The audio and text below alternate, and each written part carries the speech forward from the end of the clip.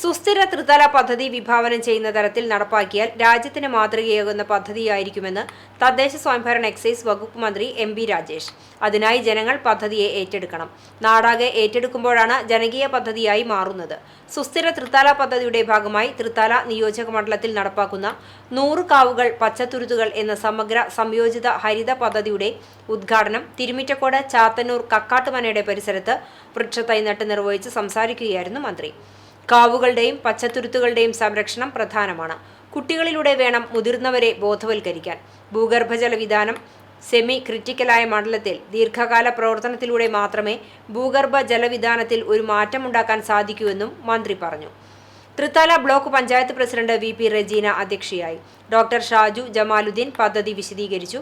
പരിപാടിയിൽ തിരുമിറ്റക്കോട് ഗ്രാമപഞ്ചായത്ത് president T. Suhara, Kappur ഗ്രാമപഞ്ചായത്ത് പ്രസിഡന്റ് ഷർഫുദ്ദീൻ കളത്തിൽ, ത്രിതല പഞ്ചായത്ത് ജനപ്രതിനിധികൾ, ഉദ്യോഗസ്ഥർ, വിവിധ രാഷ്ട്രീയ കക്ഷി പ്രതിനിധികൾ, വിദ്യാർത്ഥികൾ, അധ്യാപകർ എന്നിവർ പങ്കെടുത്തു.